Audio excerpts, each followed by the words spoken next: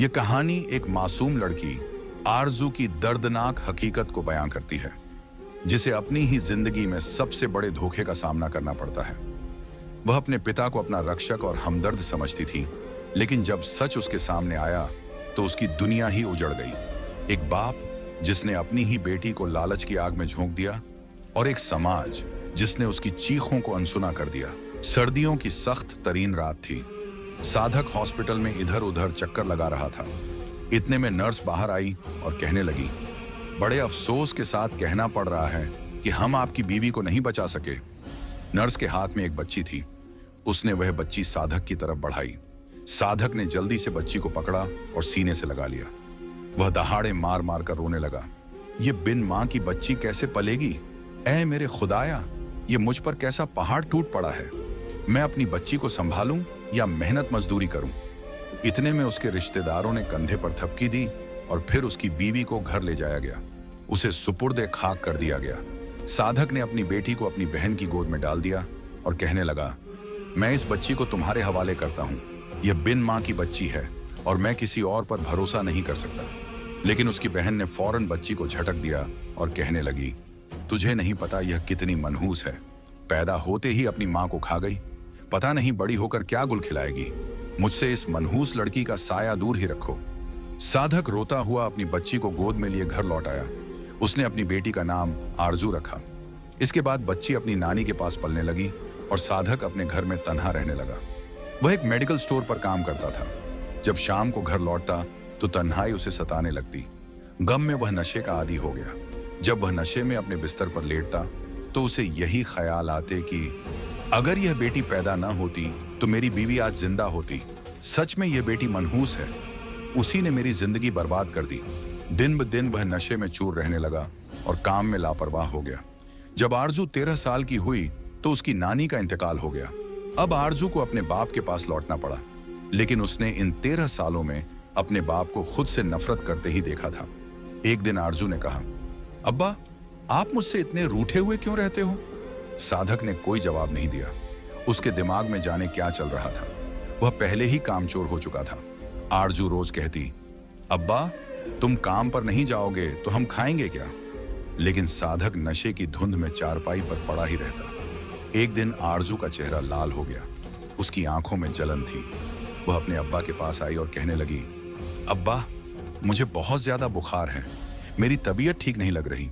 साधक ने नजरें उठाकर जब अपनी बेटी को देखा तो उसके दिल में रहम आ गया।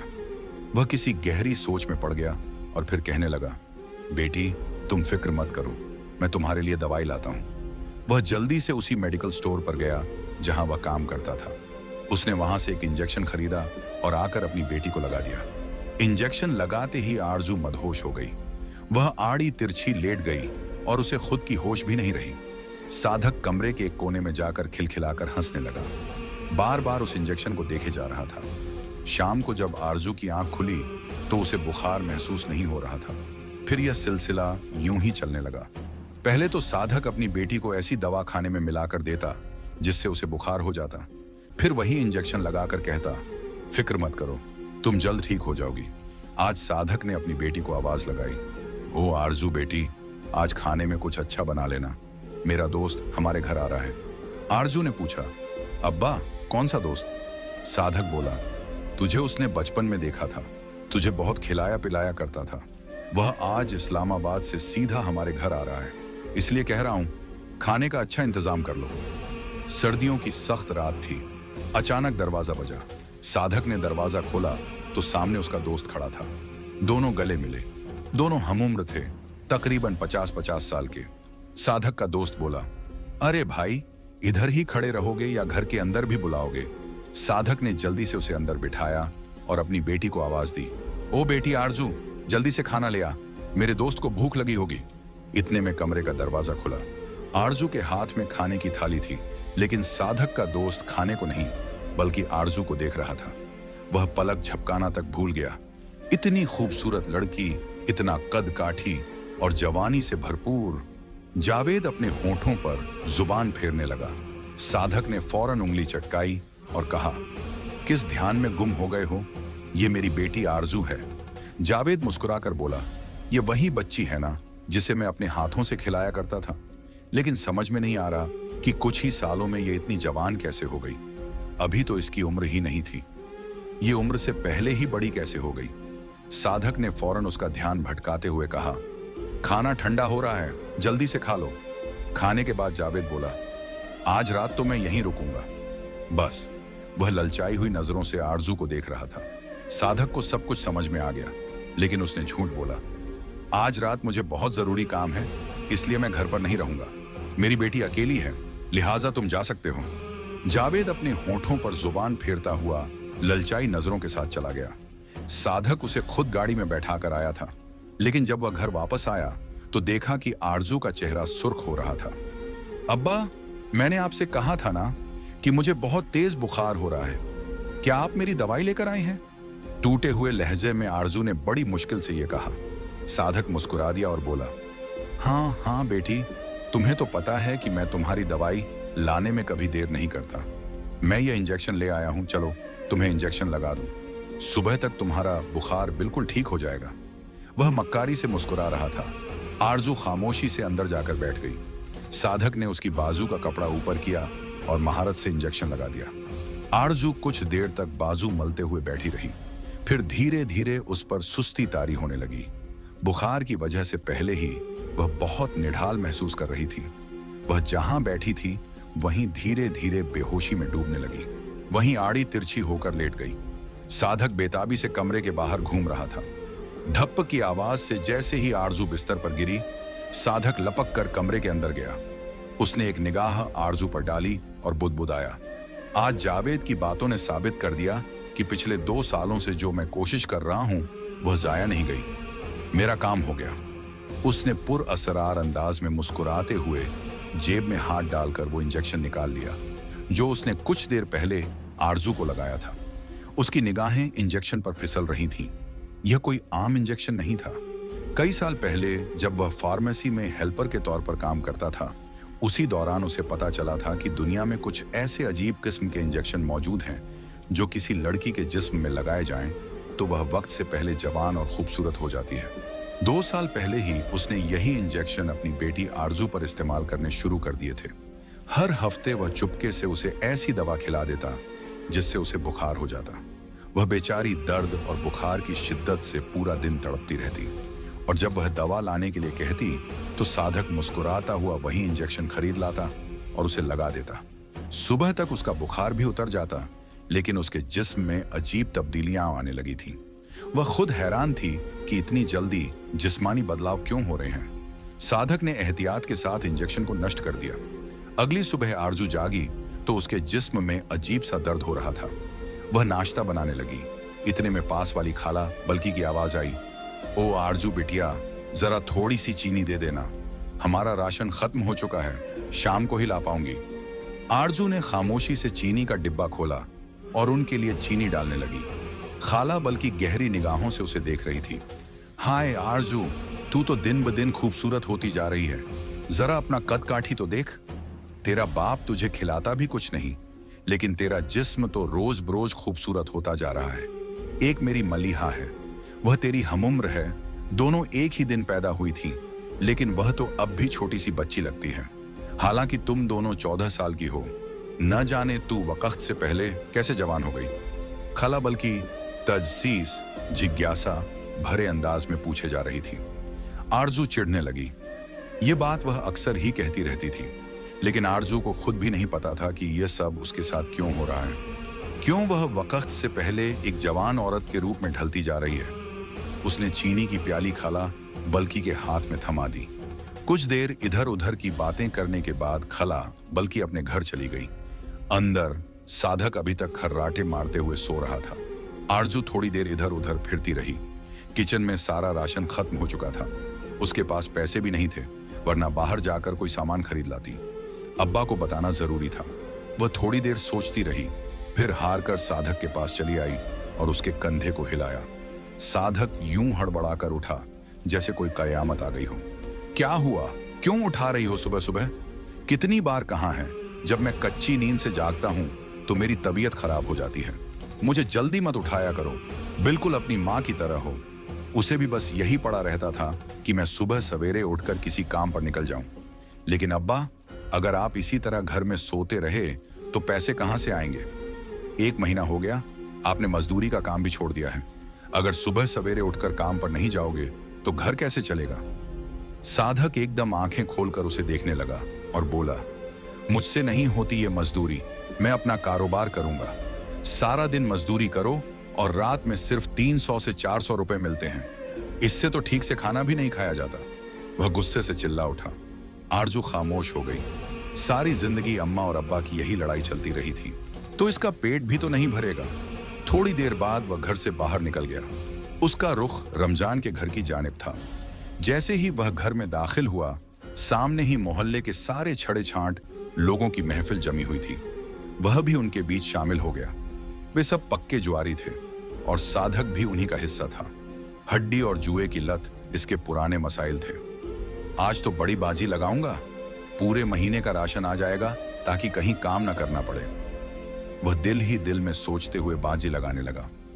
जेब में कुछ न था, बस उसने अपनी कलाई की घड़ी दांव पर लगा दी।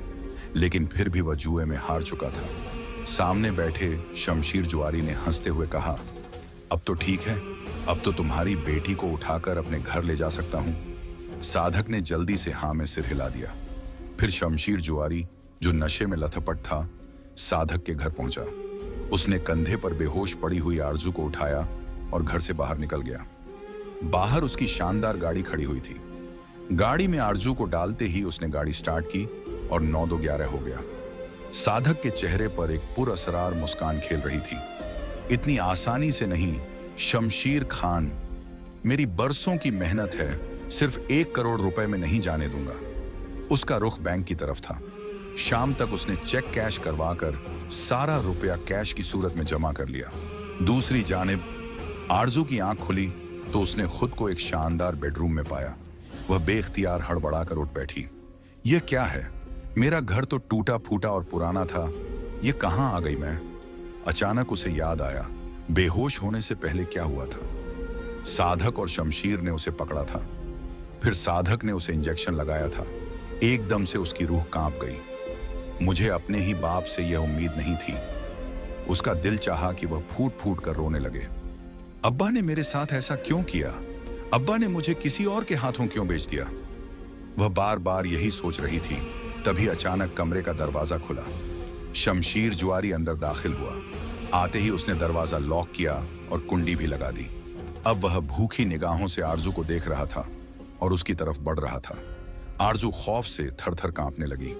नहीं, मुझे जाने दो, मुझे अब्बा के पास वापस जाना है।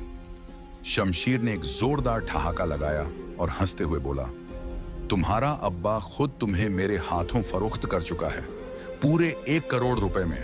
अब तुम्हें कोई बचाने नहीं आएगा। आरजू का दिल चाहा कि जमीन फट जाए और वह उसमें समा जाए।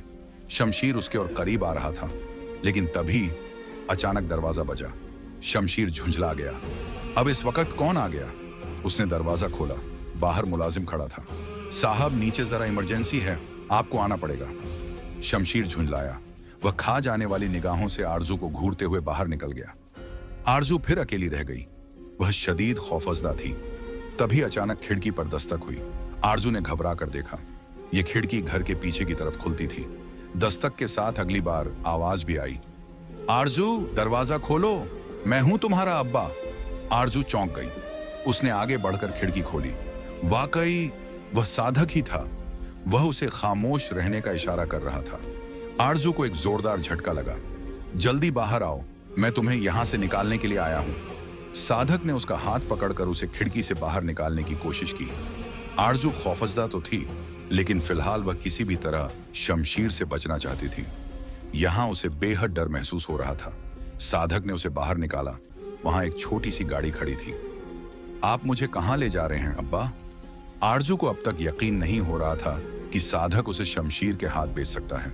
साधक उसे गाड़ी में बिठाते हुए धीमे लहजे में बोला, शमशीर मेरा दोस्त है। गलती से मेरे हाथों उसका कोई नुकसान हो गया था, जिसकी वजह से उसने तुम्हें हासिल करने की शर्त रख दी।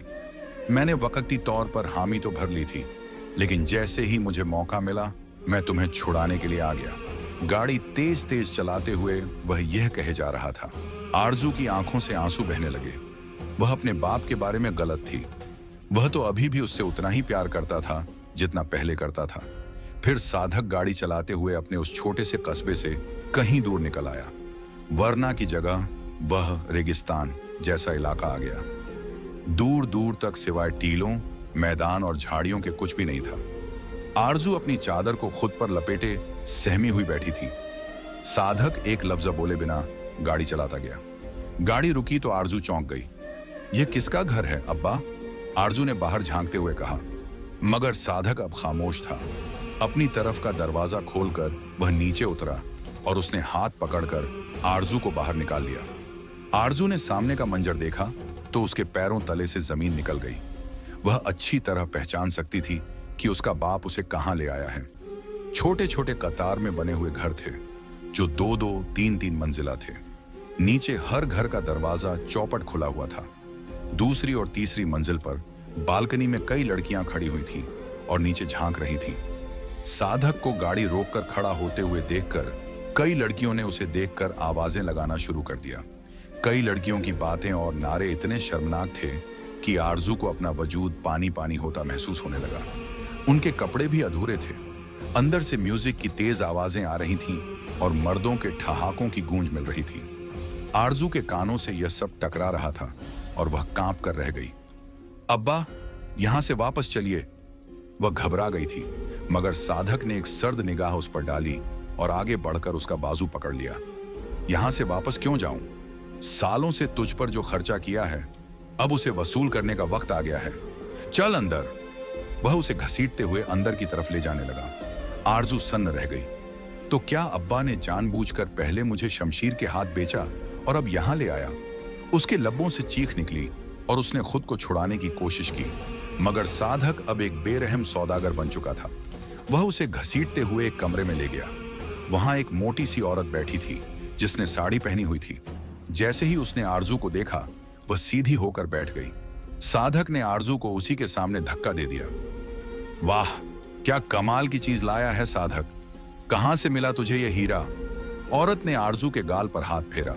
वह झुरझुरी लेकर रह गई। साधक मुस्कुरा दिया। देखकर लगता है सिर्फ 14 साल की है, लेकिन यह खूबसूरत जिस्म तो मेरी मेहनत का ही नतीजा है। यह तुम्हारे कोठे पर ऐसी रौनक लगाएगी कि तुम माला माल हो जाओगी। बस मुझे मेरा हिस्सा दे दो। वह औरत जो कोठे की मालकिन थी इतराते हुए बोली, ऐसे माल के लिए तो हम तुझे ना जाने कितने पैसे देने को तैयार हैं। आरजू उठकर भागने लगी, मगर वहां मौजूद आदमियों ने उसे फिर से पकड़कर उसी औरत के कदमों में डाल दिया। वह बुरी तरह रोने लगी और अपने अब्बा की मिन्नतें करने लगी कि वह उसे यहां न छोड़े, मगर साधक बस मुस्कुराता रहा। 14 साल की उम्र है, लेकिन यह तो बिल्कुल 22 साल की जवान लड़की लग रही है। वह औरत आरजू को घूर रही थी। लेकिन तुमने ये कैसे किया? औरत ने सवाल किया। साधक ठहाका लगाकर हंस पड़ा। लोग समझते हैं कि यह मेरी बेटी है, लेकिन ऐसा कुछ नहीं। जब यह पैदा होने वाली थी तो इसकी मां कुंवारी थी। उसे सहारे की तलाश थी और मैं उसे दिखा तो उसने सोचा कि मैं उसकी जिंदगी संवार दूंगा, लेकिन यह उसकी भूल थी। साधक ने फिर से ठहाका लगाया और औरत की दी हुई रकम गिनने लगा। लालच और हवस उसके चेहरे पर फैला हुआ था। यह मुझे मजबूर करती थी कि मेहनत मजदूरी करके पैसे कमा कर लाओ। इसकी मां के मरने के बाद यह लड़की और भी मुसीबत बन गई। दिन रात सामान मंगवाती, पैसे मेरी जेब में होते ही नहीं थे। फिर किसी ने मुझे मशवरा दिया कि अपनी बेटी पर ध्यान देना चाहिए, वही मेरी कमाई का जरिया बनेगी। मैंने इसे ऐसे इंजेक्शन लगाए जिनसे यह वक्त से पहले जवान हो गई। अब यह यहां कमाएगी और मैं हर महीने इसका हिस्सा वसूल लिया करूंगा। साधक ने हंसते हुए कहा, मेरी तो जिंदगी संवर गई। क्यों खानम भाई? खानम हंस दी। तू तो बड़ा लालची निकला। आरजू उनकी बातें सुनकर जैसे पत्थर की हो गई। उसकी आंखें फटी रह गईं। अब्बा, आपने यह सब क्यों किया? वह फूट फूट कर रो पड़ी, मगर साधक ने उसकी कोई परवाह नहीं की। वह पैसे जेब में डालकर खड़ा हो गया और कोठे से बाहर निकल आया। अंजाम साधक ने सोचा कि अब वह यहां से भाग जाएगा और चैन की जिंदगी जीगा, लेकिन शायद उसके किए गए जुल्म का हिसाब होना बाकी था। वह सड़क पार कर रहा था, मगर अपने लालच में इतना अंधा था कि एक बड़े ट्रक को नहीं देख सका। ट्रक ने उसे इतनी जोरदार टक्कर मारी कि वह दूर तक उछल कर गिरा। लोगों ने उसकी चीख सुनी और दौड़कर उसके पास पहुंचे। उसकी गर्दन टूट चुकी थी और खून का फव्वारा बह रहा था। कुछ ही सेकंड में उसकी रूह उसके जिस्म से निकल गई। दूसरी तरफ आरजू आरजू कोठे से भागने की कोशिश में लगी थी। जब सबने सोचा कि वह बेहोश हो गई है तो उसे पिछले कमरे में डाल दिया गया, मगर वह तो सिर्फ नाटक कर रही थी। जैसे ही लोग वहां से गए, उसने अपना छुपाया हुआ खंजर निकाला और दरवाजे का लॉक खोलने की कोशिश की। किस्मत अच्छी थी, लॉक खुल गया। आरजू वहां से भाग निकली और अपनी खाला के घर पहुंची। जब खाला ने उसकी हालत देखी और उसकी आपबीती सुनी तो उसे गले से लगा लिया। कुछ ही दिनों में खाला ने आरजू की शादी अपने बेटे से कर दी। अब वह अपनी जिंदगी में महफूज थी। सबक: मां की गैर मौजूदगी में औलाद दर दर की ठोकरें खाने को मजबूर हो जाती हैं।